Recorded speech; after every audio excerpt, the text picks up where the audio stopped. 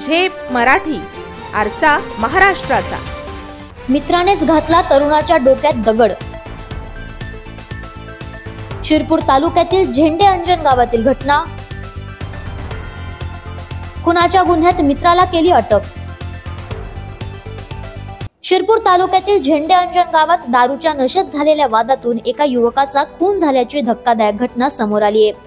देवीदास उर्फ देवा गुलाब बहिरम या युवकाचा त्याच गावातील मित्र विकास विजय महाले याने डोक्यात दगड घालून खून केलाय।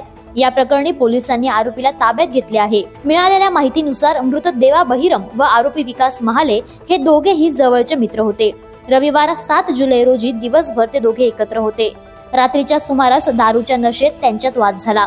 वादाचे रूपांतर भांडणात होताच आरोपीने रागाच्या भरात देवाच्या डोक्यात दगड घालून त्याला गंभीर जखमी केले। जखमी अवस्थेत देवा बहिरम याला तातडीने धुळे सिव्हिल हॉस्पिटलमध्ये उपचारासाठी दाखल करण्यात आले, मात्र उपचारादरम्यान त्याचा मृत्यू झाला।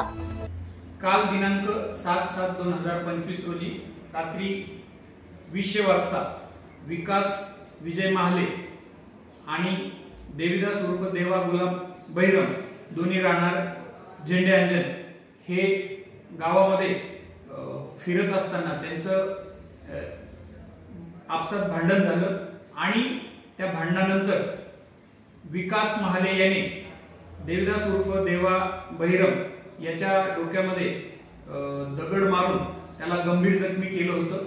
सदरची भांडण छोटूबाई गोटू बहिरम या महिलेने स्वतः पाहिले।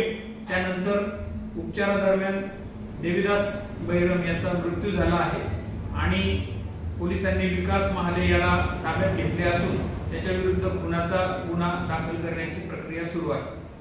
घटनेची माहिती मिळताच शिरपूर तालुका पोलीस ठाण्याचे पोलीस निरीक्षक जयपाल हिरे यांच्या मार्गदर्शनाखाली पोलिसांनी घटनास्थळी धाव घेतली।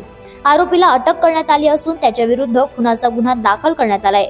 दरम्यान या घटनेमागील नेमके कारण जाणून घेण्यासाठी पोलिसांकडून तपास सुरू आहे।